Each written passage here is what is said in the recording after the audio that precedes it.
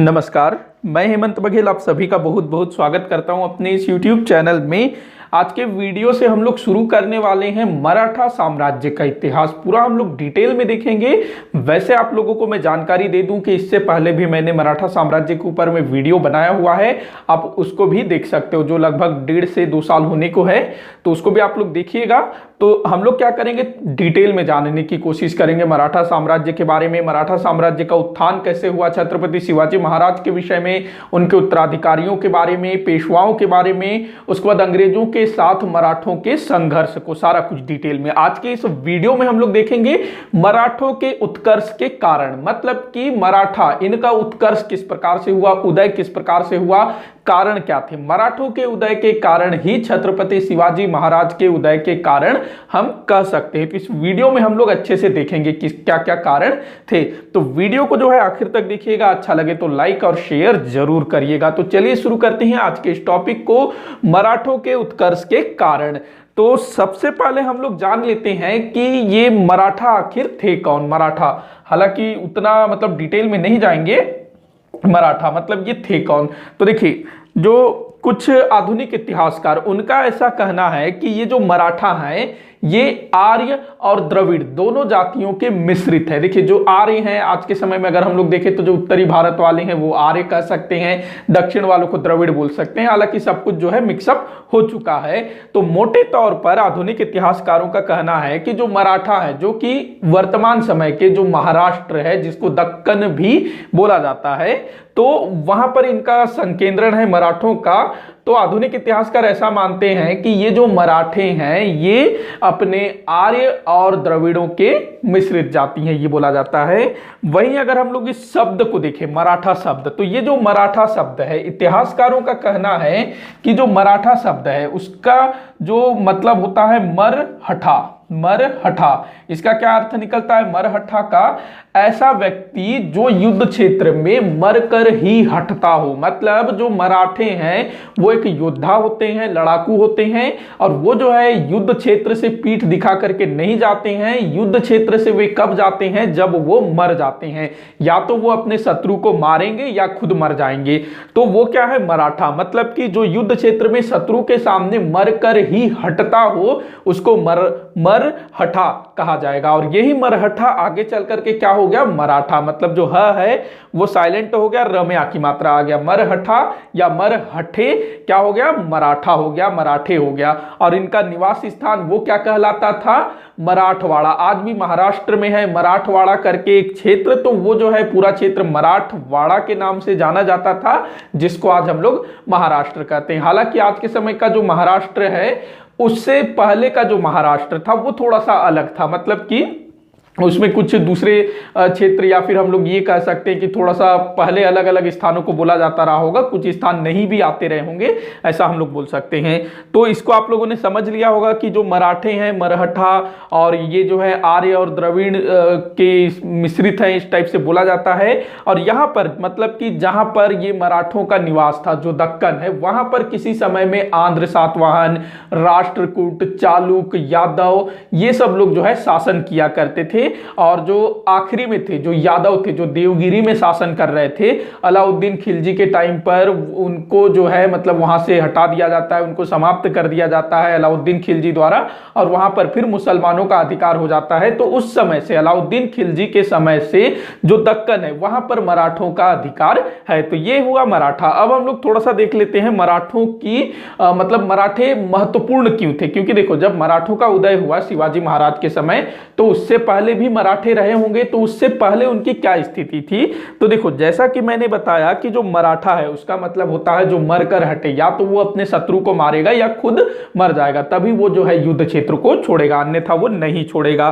तो मराठे जो है छत्रपति शिवाजी महाराज से पहले भी थे, लेकिन पहले जो है ना मराठे एकजुट नहीं थे, उनको मतलब एकता के सूत्र में बांधने वाला कोई नहीं था। जैसे कि छत्रपति शिवाजी महाराज ने सभी मराठों को एकजुट किया, उनको जो है संगठित किया और उनको जो है मतलब उनका नेतृत्व किया और एक साम्राज्य का निर्माण कर दिया छत्रपति शिवाजी महाराज ने। तो देखिए पहले क्या था कि जो दक्कन है लगभग 15वीं 16वीं शताब्दी की अगर हम लोग बात करें, 17वीं शताब्दी के आरंभ की अगर हम लोग बात करें, मतलब जहांगीर शाहजहां उनके समय की, तो जो दक्षिण है वहां पर अहमदनगर था, दक्कन में बीजापुर था, गोलकुंडा था। तो ये जो दक्कनी सुल्तान थे ये लोग जो है मराठों को अपने यहाँ सैनिक के रूप में, प्रशासनिक अधिकारी के रूप में नियुक्त किया करते थे, विशेष रूप से सैनिक के रूप में, क्योंकि जो मराठे थे ना वो बहुत अच्छे योद्धा थे, बहुत अच्छे लड़ाकू थे, उनका जो शरीर था ना वो सख्त जान हुआ करता था, लड़ने भिड़ने में ये उस्ताद होते थे और उस क्षेत्र को अच्छे से समझते थे। तो इस कारण से जो बीजापुर है और अहमदनगर है ये दोनों राज्य, विशेष करके गोलकुंडा उतना ज्यादा नहीं था, तो ये दोनों जो है मराठों को अपने यहां सैनिक के रूप में विशेष करके सेवा में रखा करते थे। जो अहमदनगर में मैंने मलिक अंबर के बारे में बताया था, तो इसका नाम ध्यान रखेंगे, मलिक अंबर अहमदनगर का था।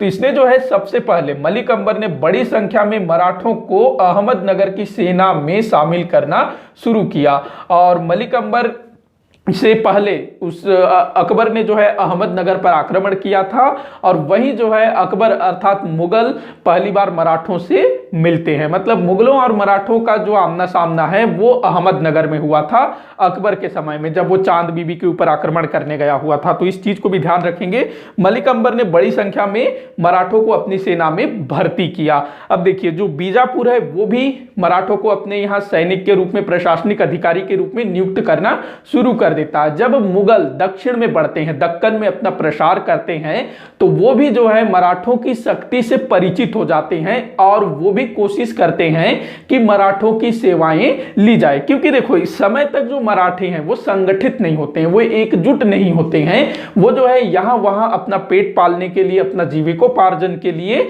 नौकरी कर रहे होते हैं, सेवा कर रहे होते हैं, अहमदनगर की, बीजापुर की, मुगलों की, तो वो लोग संगठित नहीं होते हैं। आगे चल करके जो छत्रपति शिवाजी महाराज के पिता होते हैं शाहजी भोसले, वो थोड़ा प्रयास करते हैं लेकिन उनको सफलता नहीं मिल पाती है, फिर छत्रपति शिवाजी महाराज इन सबको एकजुट करते हैं। तो एक प्रकार से देखा जाए तो ये जो दक्कनी राज्य हैं या फिर मुगलों को भी हम लोग इसमें ले लेते हैं, तो ये सब जो है ना मराठों को अपने सुरक्षा प्राचीर के रूप में यूज किया करते थे, मतलब कि मराठों को अपना सुरक्षा ढाल के समान यूज करते थे, कवच के समान, क्योंकि मराठे जो हैं सख्त जान हुआ करते थे और जो मतलब कि जिस राज्य के पास अच्छे अच्छे मराठे सरदार हैं, अच्छे अच्छे मराठे योद्धा हैं, तो उनका जीतना तय हुआ करता था उस समय।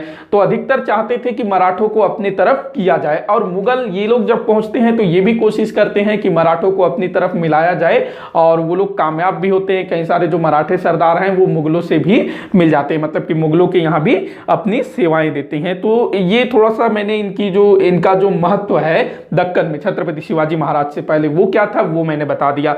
अब हम लोग बात करते हैं कि मराठा जो है एक शक्ति के रूप में किस प्रकार से उभरते हैं, मतलब कि मराठों का एक शक्ति के रूप में उत्कर्ष, उसके क्या कारण थे, इसको हम लोग समझने की कोशिश करते हैं। तो कुछ कारण बताए जाते हैं और ये जो है ना जो मैंने लिखा है मराठों के उत्कर्ष के कारण, तो इसको हम लोग शिवाजी के उत्कर्ष के कारण भी बोल सकते हैं। अगर कभी पूछा जाता है शिवाजी के उत्कर्ष के कारण तो उसमें भी यही सारे कारण आएंगे। तो एक एक को देख लेते हैं हम लोग। सबसे पहला चीज है भौगोलिक कारण। तो देखिए भौगोलिक कारण इसके अंतर्गत क्या आएगा कि जो मराठा है, मतलब जो महाराष्ट्र है, जो मराठवाड़ा है, उसकी भौगोलिक स्थिति देखो, जो मराठवाड़ा है महाराष्ट्र है उसकी जो भौगोलिक बनावट थी कुछ इस प्रकार से थी कि वहां के जो स्थायी निवासी हैं वहां पर रह रह के एकदम सख्त जान बन चुके थे। क्यों? क्योंकि देखो जो महाराष्ट्र है उसका जो पश्चिमी वाला भाग है सह्याद्री पर्वत श्रृंखला है, तो ऊंचा नीचा वाला भाग है, कहीं नदी है, कहीं जंगल है, कहीं पहाड़ है, ऊंचा नीचा वाला क्षेत्र है, थोड़ा सा दुर्गम है। इसी कारण से ना जो मुगल थे उनको थोड़ा सा दक्षिण में दिक्कत हुआ था। शुरुआत में अलाउद्दीन खिलजी को भी दिक्कत हुआ था लेकिन कामयाबी आखिर मिल ही जाती है। एक बार वहां पर पकड़ बनाने की उनकी देर होती है और वो लोग फिर पकड़ बना लेते हैं, क्योंकि उस टाइम तक इनके अंदर चेतना नहीं आई थी। तो अब ये जो है भौगोलिक स्थिति इस टाइप की होती है, मुगलों को भी कठिनाई होती है, लेकिन ये लोग जो है मराठे वहां पर पहले से रह रहे हैं, उनको पूरा चीज मालूम है कहाँ क्या है कहाँ क्या है और उनको वहीं रहना है। तो वो जो है रोज उनका है, रोज का वही काम है, पहाड़ों पर जाना, चढ़ना उतरना, ये सब काम। तो इससे जो है वो लोग भली भांति परिचित थे। और पहाड़ी क्षेत्र के जो लोग होते हैं उनको थोड़ा सरवाइव ज्यादा करना पड़ता है, तो वो उनका जो शरीर है काफी स्वस्थ होता है, काफी बलिष्ठ होता है। अब जो मैदानी क्षेत्र है, सीधा सीधा क्षेत्र है, पहाड़ी क्षेत्र है, लकड़ी तोड़ने जा रहे हैं, पहाड़ में चढ़ रहे हैं, इस टाइप से, तो उनका जो शरीर है एक्सरसाइज करता रहेगा, तो कहीं ना कहीं वो लोग स्वस्थ रहेंगे, बलिष्ठ रहेंगे। तो ये भी एक कारण था। वहीं ये लोग जो है ना इस टाइप के दुर्गम क्षेत्र में रहने के कारण छापामार युद्ध नीति में निपुण थे। छापामार युद्ध नीति क्या होता था कि जो मराठे हैं, जब भी इनके ऊपर मुगलों का आक्रमण होता तो ये लोग जो है आक्रमण करके जो है पहाड़ों पर छुप जाते थे, पहाड़ों पर भाग जाते थे, और मुगल जो है पहाड़ों पर चढ़ नहीं पाते थे, उनको काफी दिक्कत होती थी, तो इनको बड़ा एडवांटेज मिलता था। तो यही छापामार युद्ध नीति थी इनकी कि मुगलों के ऊपर अचानक से आक्रमण करो, थोड़े देर उनको जो है मतलब ताबड़तोड़ हमला करो, अगर वो लोग संभलने लगे तो भाग जाओ। अब लोग कहाँ भागते थे? पहाड़ों में भागते थे। मुगल फिर संभल के पहाड़ों की ओर आते थे, लेकिन वो तो चढ़ ही नहीं पाएंगे, उनको बड़ा दिक्कत होता था, चढ़े भी तो थक जाए, इस टाइप से। तो ये इनकी छापामार युद्ध नीति थी। और ये किस कारण से संभव हो सकी? इसी दुर्गम पहाड़ी क्षेत्रों में निवास के कारण, क्योंकि ये लोग वर्षों से पीढ़ी दर पीढ़ी वहां रह रहे हैं, तो वहां पर रहना, वहां पर चलना फिरना, दौड़ना कूदना फांदना, उन सब चीजों में ये लोग अभ्यस्त थे। तो आगे चल करके जो छत्रपति शिवाजी महाराज थे उन्होंने इन्हीं दुर्गम क्षेत्रों का यूज किया, और ये जो दुर्गम पहाड़ियां थी वहां पर कई सारे किले बनवाए। अब किलों में वो लोग सुरक्षित छुपे रहते थे और शत्रु जो है उन तक नहीं पहुंच पाते थे, पहुंच भी जाते थे तो काफी थक जाते थे, थके हुए होते थे। तो ऐसे समय में जो मराठे हैं उन पर ताबड़तोड़ हमला कर देते थे और दुश्मन जो है मात खा जाता था।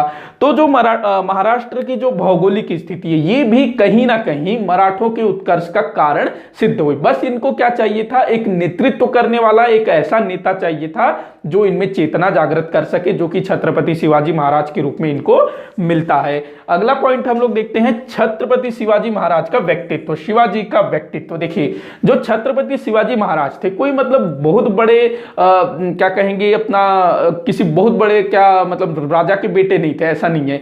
ये जो है एक छोटे से जागीरदार के बेटे थे। छत्रपति शिवाजी महाराज के जो पिता थे शाहजी भोसले, वो एक छोटे से जागीर के जागीरदार थे। वो खुद जो है कभी अहमदनगर के यहाँ काम किया करते थे, कभी बीजापुर के मातहत काम किया करते थे, लेकिन उनका जो प्रभाव है ना दोनों जगह बहुत ज्यादा था। यहां तक कि उन्होंने अहमदनगर में जो वहां के जो सुल्तान है उनको बनाने बिगाड़ने का भी काम किया था, मतलब इतना उनका जो है प्रभाव वहां बढ़ चुका था। तो जो शिवाजी हैं उन्हीं के बेटे थे, और शिवाजी का जो लालन पालन है एक ऐसे क्षेत्र में हुआ था जो उनको मतलब चारों तरफ देख रहे हैं, जो औरंगजेब की नीतियां हैं, मुगलों की जो नीतियां हैं, इधर बीजापुर, गोलकुंडा, अहमदनगर, तो वो सारा कुछ देख करके उनके अंदर जो है चेतना जागृत हुई होगी, और वो फिर जो है अपना क्या कहते हैं एक स्वराज स्थापना की भावना उनके अंदर आने लगती है। तो देखिए, जो छत्रपति शिवाजी महाराज थे इनका जो व्यक्तित्व था उच्च कोटि के चरित्र वाला था। ये जो है बहुत ज्यादा देशभक्त थे, धार्मिक थे, धर्मात्मा टाइप के व्यक्ति थे, राष्ट्र निर्माता तथा स्वराज के अग्रदूत के रूप में इनको जाना जाता था। इनका जो स्वप्न था कि वो जो है स्वराज स्थापित करे। देखो, जो छत्रपति शिवाजी महाराज है ना, ये कहा करते थे कि जो व्यक्ति जहां का मूल निवासी है उसको वहां शासन करना चाहिए। मतलब कि यहां पर जो है जो तुर्क वगैरह लोग हैं, जो अलाउद्दीन खिलजी के समय पर यहां पर आए, फिर मुगलों के समय आए, वो लोग यहां पर आकर के शासन कर रहे हैं, बाहरी लोग, और हम लोग जो है यहाँ के जो मूल निवासी हैं हमारे ऊपर शासन कर रहे हैं, हम लोगों को दबा रहे हैं, कुचल रहे हैं। तो छत्रपति शिवाजी महाराज का कहना था कि हम यहाँ के मूल निवासी हैं तो हम ही यहाँ पर शासन करेंगे, कोई बाहर वाला आकर यहाँ क्यों शासन करेगा। इस टाइप का उनका जो है व्यक्तित्व था, और बहुत ज्यादा ना आकर्षक व्यक्तित्व था। मतलब कोई भी व्यक्ति जो है उनकी बातों से उन पर बहुत ज्यादा आकर्षित हो जाता था, प्रभावित हो जाता था। और जो भी वहां के लोग थे उनको जो है शिवाजी महाराज ने जागृत करने का काम किया, उनको चेताया कि ये धरती तुम्हारी है, इस पर तुम्हारा हक होना चाहिए, तुमको यहाँ शासन करना चाहिए, इस टाइप से। और वहां के लोगों को जो है, जो पहले से ही उनका जो शरीर है एकदम बलिष्ठ हो चुका था, स्वस्थ हो चुका था, तो उनको बस थोड़ा सी ट्रेनिंग की आवश्यकता थी। मतलब जो हथियार चलाना, घुड़सवारी, इन सब चीजों को सिखाने की आवश्यकता थी। तो वो काम जो है छत्रपति शिवाजी महाराज ने किया और उनको जो है योद्धा में परिणत कर दिया। तो कहीं ना कहीं छत्रपति शिवाजी महाराज का व्यक्तित्व अस्तित्व भी मराठों के उत्कर्ष के लिए उत्तरदायी सिद्ध होता है। इसके बाद अगला पॉइंट है समाज व समाज सुधार। तो देखिए जो मराठों का उत्कर्ष है वो लगभग 17वीं शताब्दी के आरंभ में होता है, 17वीं शताब्दी के आरंभ में होता है। और ये जो समय था, जो मध्यकालीन भारत का समय था, उसमें क्या हो रहा था, धार्मिक आंदोलन, जो सूफी आंदोलन हो गया, भक्ति आंदोलन हो गया, पूरा जो भारत है भक्तिमय हो गया था। तो उत्तर भारत में तो कबीरदास जी थे, तुलसीदास जी थे, सूरदास जी थे, गुरु नानक देव जी थे। इधर पश्चिम बंगाल की अगर हम लोग बात करें, बंगाल तरफ, तो चैतन्य महाप्रभु जैसे संत वहां जो है भक्ति का प्रचार प्रसार कर रहे थे।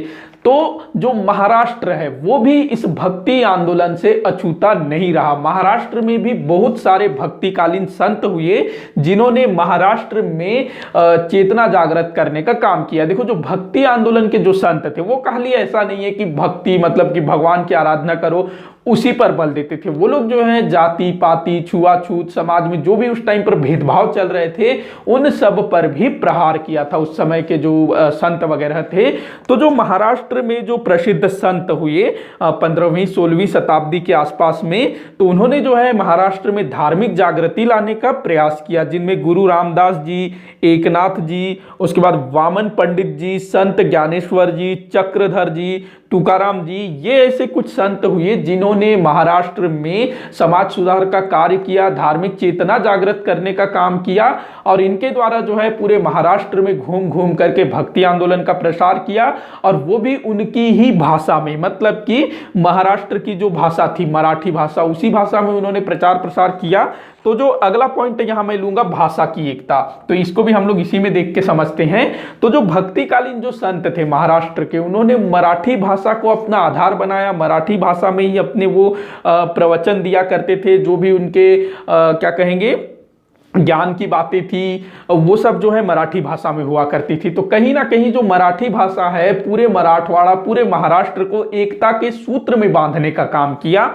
और उस समय जो है ना भारत के बहुत सारे प्राचीन ग्रंथ जैसे कि महाभारत हो गया, रामायण हो गया, भगवत गीता हो गया, इस टाइप के जो पुराने प्राचीन ग्रंथ थे उनका मराठी भाषा में अनुवाद हुआ। मतलब जो लोग जो आम लोग जो संस्कृत नहीं जानते थे या फिर हिंदी नहीं जानते थे, तो उनके लिए जो है काफी अच्छा हो गया कि उनकी भाषा में, उनकी मातृभाषा में जो मराठी थी उस भाषा में उनको जो है उनके धार्मिक ग्रंथ, चाहे महाभारत हो, चाहे रामायण हो, चाहे भगवत गीता हो, वो उनको पढ़ने को मिली। तो कहीं ना कहीं उनमें जो है धार्मिक एकता भी आई और एकजुट होने की भावना भी उनके अंदर आई होगी। तो जो भाषा है वो भी कहीं ना कहीं मराठियों को, मराठों को एकजुट करने का काम करती है। तो इससे जो है और जो भक्तिकालीन संत थे ना उनकी जो रचनाएं थी वो भी मराठी भाषा में हुआ करती थी। और जो मराठी जो संत जो लिखा करते थे ना उनमें एकता की बात भी हुआ करती थी। तो कहीं ना कहीं ये सब चीजें भी मराठों के उत्थान का कारण बनी। अगला कारण हम लोग देख लेते हैं आगे।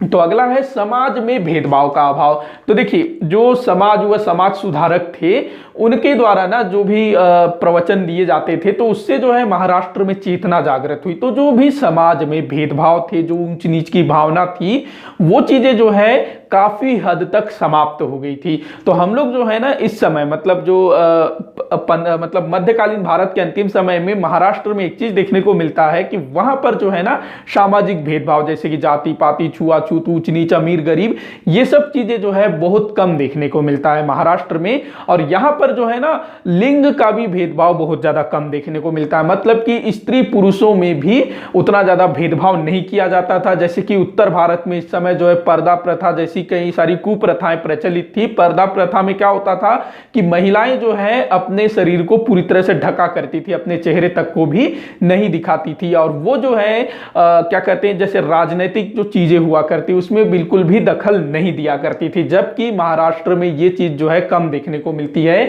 महाराष्ट्र में कई सारी ऐसी महिलाएं हुई हैं जिन्होंने मराठों का नेतृत्व किया है, जिनमें से पहला नाम आता है छत्रपति शिवाजी महाराज की माता जीजाबाई, जो कि छत्रपति शिवाजी महाराज की माता होने के साथ साथ उनको जो है कई सारे बातें समझाया भी करती थी, और वो जो है उनकी मार्गदर्शिका, उनकी संरक्षिका के रूप में थी। और इसके अलावा ताराबाई, जो आगे चल करके छत्रपति शिवाजी महाराज के जो बेटे थे उनकी पत्नी थी ताराबाई। जिस समय शिवाजी महाराज के जो उत्तराधिकारी थे उनकी सबकी मृत्यु हो चुकी थी, और उनका जो उत्तराधिकारी छोटा होता है, अल्पायु होता है उनका पोता, तो वैसे समय में उनकी जो बहू ताराबाई वो मराठों का नेतृत्व करती है। तो कहीं ना कहीं महिलाएं भी जो है खुल करके नेतृत्व करती थी, ऐसा नहीं है कि वो पर्दा रखे, ऐसा बिल्कुल भी नहीं था। तो जो मराठी स्त्रियां थी वो भी जो है बढ़ चढ़ के राजनीति में या फिर कहें मराठों का नेतृत्व किया करती थी। तो जो ताराबाई हो गए, जीजाबाई हो गए, ये इनका बहुत बड़ा उदाहरण है। उसके बाद अगला कारण है औरंगजेब की हिंदू विरोधी नीति। तो औरंगजेब जो कि 1658 में मुगल बादशाह बना, और जैसे ही बादशाह बना तो इसने जो भी गैर इस्लामिक लोग थे इसके साम्राज्य में, चाहे हिंदू हो, बौद्ध हो, जैन हो, कोई भी हो, उनके खिलाफ हो गया। सिखों तक को इसने नहीं छोड़ा। तो इसने जजिया कर लगा दिया, मंदिरों को तोड़ने का आदेश दे दिया, दुनिया भर के ऐसे कर्म किए जो हिंदुओं के विरोध में थे। तो ऐसे में जो मराठे, जो कि अपना क्या कहते हैं, बिल्कुल आत्मस्वाभिमानी टाइप के लोग थे, तो उनके हृदय को कहीं ना कहीं चोट पहुंची होगी, और वो जो है शिवाजी महाराज के नेतृत्व में एकजुट होते हैं और अपना स्वराज स्थापित करने में लग जाते हैं। तो औरंगजेब की हिंदू विरोधी नीति भी मराठों के उत्कर्ष का कारण बनी। उसके बाद अगला कारण बताया जाता है दयनीय आर्थिक स्थिति। तो देखिए, दयनीय आर्थिक स्थिति मतलब किसकी दयनीय आर्थिक स्थिति? मराठों की दयनीय आर्थिक स्थिति। तो देखिए, जो मराठा है ना, जो मराठवाड़ा वाला जो क्षेत्र है वो थोड़ा सा अनउपजाऊ वाला क्षेत्र है। मतलब वहां जो है उपजाऊ क्षमता थोड़ी सी कम है। मतलब आज भी अगर हम लोग देखें ना, जो मराठवाड़ा है, पानी वगैरह वहां कम गिरता है, जो किसान है आज भी वहां पर सुसाइड करते हैं बहुत बड़ी संख्या में, फसल वसल उतनी अच्छी से नहीं होती है। तो ये जो मराठवाड़ा है पहले भी ऐसी था, लेकिन पहले ऐसा नहीं था, पहले ठीक ठाक था, मतलब खेती वगैरह नहीं होती थी, लेकिन फिर भी जो है उनके पास पर्याप्त साधन थे। लेकिन अलाउद्दीन खिलजी जब वो दक्षिण में आक्रमण करता है और जो यादव वंशीय शासक थे जो देवगिरी में शासन कर रहे होते हैं उनको परास्त करके फिर यहाँ पर मुस्लिम सत्ता की स्थापना होती है, तुर्कों का सत्ता यहाँ स्थापित हो जाती है। उसके बाद फिर आगे चल करके बहमनी साम्राज्य, फिर बीजापुर, अहमदनगर, गोलकुंडा, ये सारे आ जाते हैं।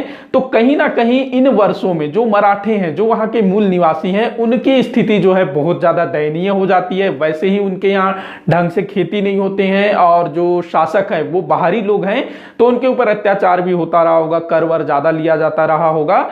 तो कहीं ना कहीं जो मराठे थे, दयनीय आर्थिक स्थिति थी उनकी, खाने पीने की कोई वो नहीं थी, मतलब लोग जो है भूखे रहते थे।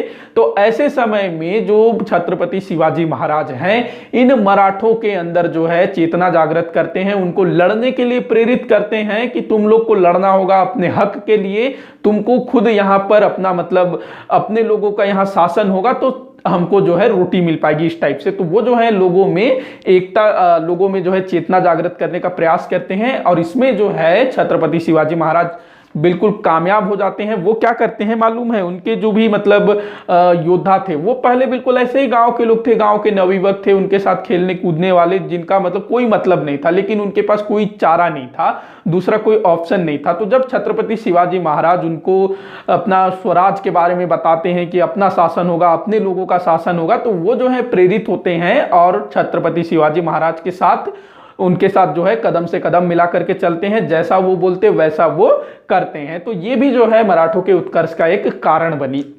उसके बाद है दक्कनी सल्तनतों का लगातार कमजोर होना। तो देखिए, जो दक्कनी सल्तनत थे, मतलब कि जो दक्कन में बहमनी साम्राज्य के टूटने के बाद जो राज्य बने थे, जैसे कि अहमदनगर हो गया, बीजापुर हो गया, गोलकुंडा हो गया, तो जो मराठे थे ना, उनका जो सबसे ज्यादा मतलब आमना सामना होता था अहमदनगर से, बीजापुर से, उसके बाद मुगलों से। गोलकुंडा से थोड़ा सा कम था लेकिन होता था। तो अहमदनगर वो तो शाहजहां के समय में मुगल साम्राज्य में मिला लिया जाता है, तो अहमदनगर से टक्कर मतलब सीधे सीधे मुगलों से सामना। उसके बाद जो बीजापुर है उसके साथ भी मुगलों का बहुत ज्यादा आमना सामना होता रहता था। तो जो बीजापुर है, अहमदनगर, गोलकुंडा, ये जो है धीरे धीरे कमजोर होने लगते हैं, इनकी जो शक्ति है क्षीण होने लगती है, और एक समय तो ऐसा आता है कि जो बीजापुर, गोलकुंडा, ये पूरी तरह से समाप्त हो जाते हैं। जो मुगल हैं वो इनको अपने साम्राज्य में मिला लेते हैं। तो ये भी जो है कहीं ना कहीं मराठों के उत्कर्ष का कारण बनी, क्योंकि मतलब जो इनके शत्रु थे वो उनका अंत हो गया। अब केवल मुगल हैं जो बाहर से आए हुए हैं अभी अभी, उनको हम लोग आराम से खदेड़ सकते हैं। और जो औरंगजेब है उसको पूरा जीवन लग गया अपना, मतलब जो लगभग 25 वर्ष उसने जो है दक्षिण में बिताए मराठों से लड़ते हुए, लेकिन वो जो है मराठों का ज्यादा कुछ बिगाड़ नहीं पाया। उसका अंत वही हुआ सन 1707 में, मराठों से लड़ते लड़ते, मतलब लड़ते हुए नहीं मारा गया, मतलब वही दक्षिण में रहते हुए सन 1707 में उसकी मृत्यु हो जाती है। लेकिन मृत्यु के समय तक भी उसने जो है मराठों का दमन नहीं किया हुआ होता है, बल्कि औरंगजेब की मृत्यु के बाद जो मराठे हैं ना, उनका फिर बहुत ज्यादा उत्थान होता है पेशवाओं के द्वारा, जिसको हम लोग आगे पढ़ेंगे। तो ये सब कारण बताए जाते हैं मराठों के उत्कर्ष के लिए। तो देखिए ये सब तो एक कारण थे, इनको जो है ना एक बस नेता की आवश्यकता थी, बस एक नेता की आवश्यकता थी। मतलब जो मराठों का उत्कर्ष है कोई आकस्मिक घटना नहीं थी, ये सब चीजें जो है धीरे धीरे हो रही थी। जो भौगोलिक स्थिति हो, जो समाज सुधार वाला काम हो, जो भेदभाव वाला हो, जो औरंगजेब की नीतियां हो, दयनीय आर्थिक स्थिति हो, ये सब चीजें हो रही थी। बस इनको एक नेतृत्व करने वाले की आवश्यकता थी। और वो नेतृत्वकर्ता कौन सिद्ध हुआ? छत्रपति शिवाजी महाराज, जिन्होंने इन मराठों को एकजुट किया, संगठित किया, लड़ने के लिए प्रेरित किया, और इनको लेकर के फिर ये अपने स्वराज के मार्ग में निकल गए और उसमें वो सफल भी हुए। अगले वीडियो में हम लोग पढ़ेंगे छत्रपति शिवाजी महाराज के विषय में, उनका पूरा जीवन परिचय, उनकी माता के बारे में, उनकी पिता के बारे में। कई सारे लोग कमेंट कर रहे थे कि जो छत्रपति शिवाजी महाराज की माता है उनके ऊपर डिटेल में वीडियो बनाइएगा, तो मैं कोशिश करूंगा उनसे संबंधित बहुत सारी चीजें आप लोगों को बताने की। तो वीडियो जो है यही समाप्त होता है। अच्छा लगा हो तो लाइक करिएगा, शेयर करिएगा, ये भी बताइएगा क्या इसी तरह से डिटेल में ही वीडियो बनाना है या थोड़ा सा शॉर्ट रखना है। तो वीडियो को आखिर तक देखने के लिए बहुत बहुत धन्यवाद।